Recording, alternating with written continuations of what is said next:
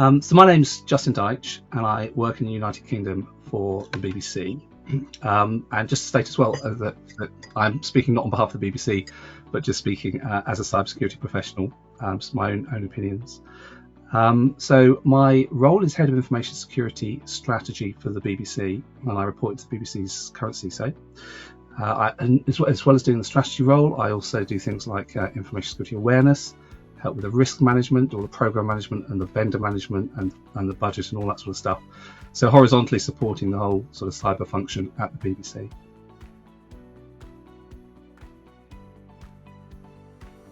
So I've been at the BBC for quite a while. So I've been at the BBC for 3 decades. Started off as a sound engineer, did some television directing, worked in a number of roles, and then ultimately some technology projects. And I developed what was the BBC's very first mobile app, which was for our staff base and Symbian mobile phones at the time to deliver news content into our production systems. And through that process and becoming a product owner for that mobile application for news, I got a real appreciation for the InfoSec requirements of product management. And later on, delivering other technical projects for news and other areas, I also worked very closely with the InfoSec team. So through that, I got an appreciation for how important it was. I started to get an understanding of the whole discipline. And when an opportunity came up for me to move into InfoSec, which would have been about 8 years ago, almost to the day, got an opportunity to move across out of news into information security. I jumped at that as a whole new domain, and then went straight after the learning and took all the exams that you can take from the various key suppliers, and that led me up to Head of InfoSec Strategy after a few years of hard work.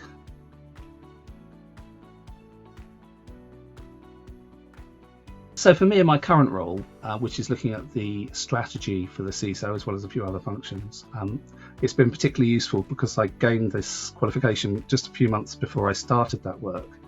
And rather than taking a generic approach to leadership and strategy and policy formation, it's very much specific around the requirements of delivering an information security program for a company or a large corporate.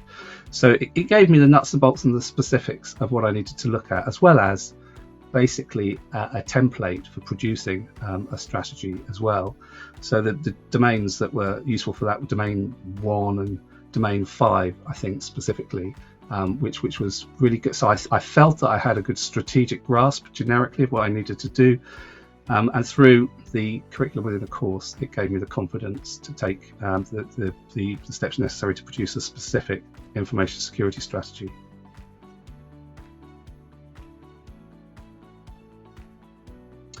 So Certified CISO is notable really for being from the sort of major suppliers of information security training and qualifications.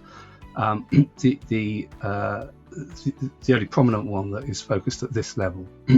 So it's natural, I think, once you've gone through and done some of the other courses from some of the other suppliers, and I've already racked up about 7 of those, you get to a stage where you're looking for something at the tier above. And this, if you Google, as of today, which is October in 2023, CISO level qualifications, you get a bunch of generic stuff. And the first specific InfoSec one from one of the major training suppliers is this one as it stands. So it was kind of a natural progression to move towards this as I moved up through towards the leadership of information security within my current role.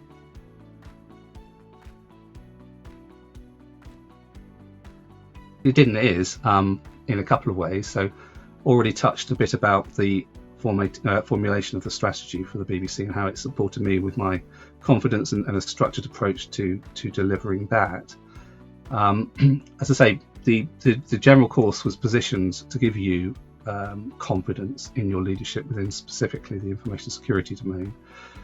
Beyond that, I was very keen to look to help with the improvement of future iterations of the course. So currently sitting on the Body of Knowledge Committee to produce the next update of the body of knowledge from which the certification is drawn.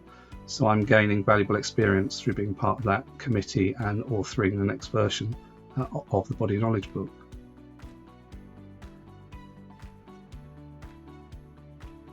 I think that depends on how operational those roles are. So if you're in an information security role and you're fundamentally running a security operations center, incident management, maybe doing a development function to produce better security monitoring or controls, then that overarching leadership sort of syllabus is going to be less useful. But as you move up through governance, risk and compliance, and you're looking at the top level of risk management, and you're doing any role effectively that requires interface at a board level with the executive committee of the company or corporate that you're working for, then it becomes more and more relevant. So those different roles, those different sort of heads of information security roles that sit under the CISO very much depends on how they're positioned. So more operational, kind of less useful, more towards top level reporting, driving a strategic program, contributing to the overall direction of the department, then the more useful qualifications such as this is.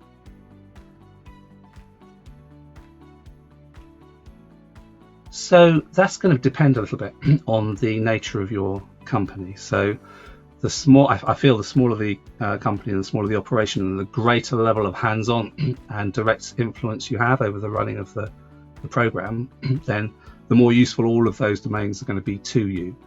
I think you need them all. I think you need them all for context for sure, but otherwise I see it as a little bit of a sandwich where the domain 1 around governance and risk management and domain 5 around strategic planning and the creation of the overall strategy and talking to the board are going to serve you in a larger, more complex corporate. But you do need to be across all of the syllabus, I feel.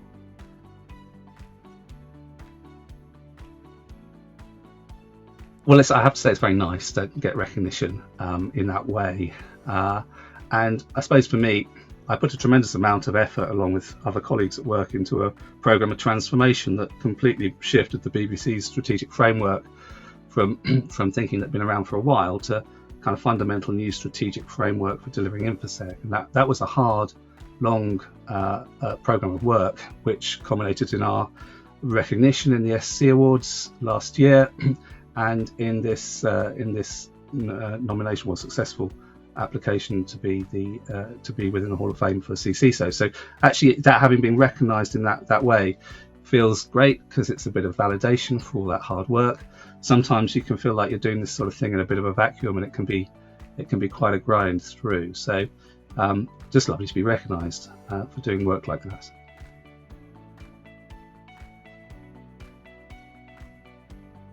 So we sort of touched on this earlier, that if you want to get up to that top level, then you can take a number of generic qualifications that will actually stand you in good stead. You can do an MBA, you can do other top flight cyber or generic leadership qualifications, and they will serve you well. And I think whilst there's little else in the specific InfoSec space that delivers executive curriculum for information security, then this is going to be a good solid option for anyone who wants to move up to be a CISO.